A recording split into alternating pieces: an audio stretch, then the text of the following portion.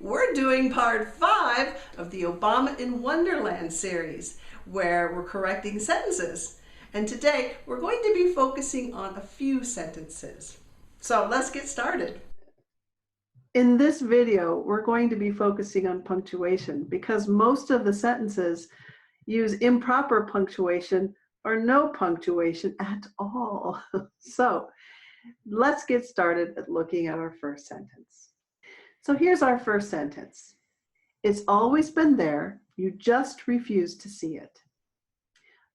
Right away, you can see that the full stop or that period at the end of the sentence is missing.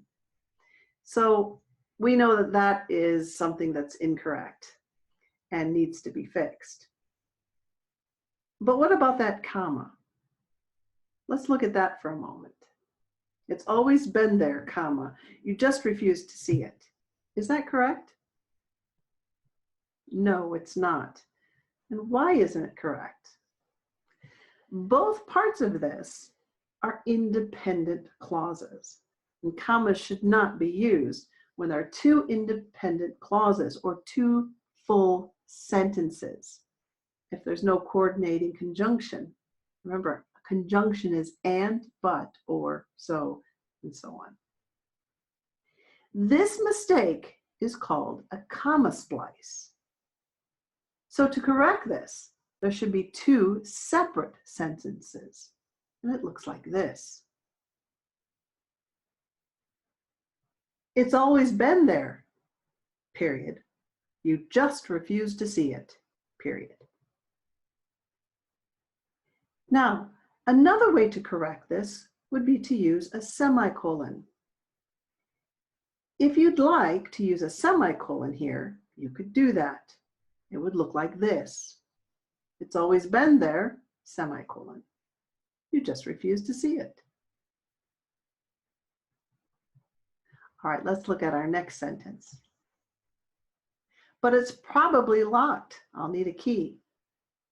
And you're right, there's that punctuation that's missing at the end. But what about the comma? Is it correct?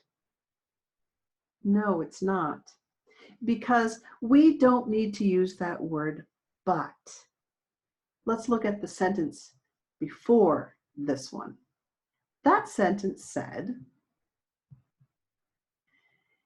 it's always been there. You just refuse to see it. Obama should be responding to that, if anything. But since Obama didn't say anything in response, for example, what do you mean I refuse to see it? I didn't see it, right? Responding to that sentence by saying, but it's probably locked, it's not responding correctly to the sentence before that. So there's no flow in the conversation. So to correct this, it should be two sentences. It's probably locked. I'll need a key. Here, Obama is talking to himself. It's probably locked. I'll need a key. I'm sure most of you have talked to yourself at one time or another. I know I have. Let's look at our next sentence. You'll find the key on that table in front of you.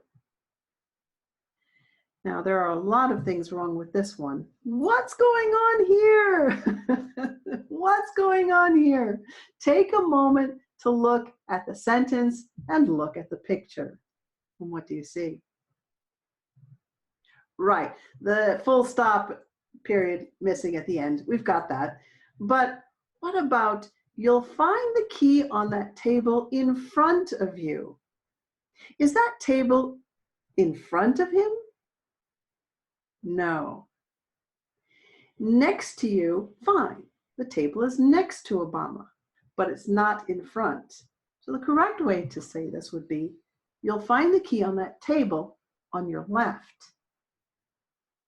Or you'll find the key on that table next to you. Let's look at our next sentence. What? I'd swear that table wasn't there either.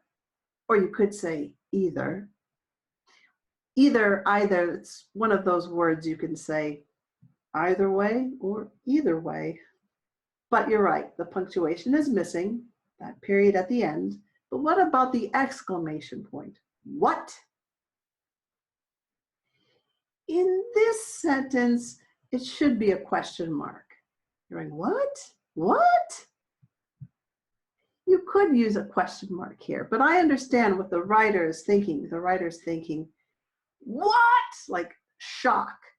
And sometimes when we write the shock, you write exclamation point.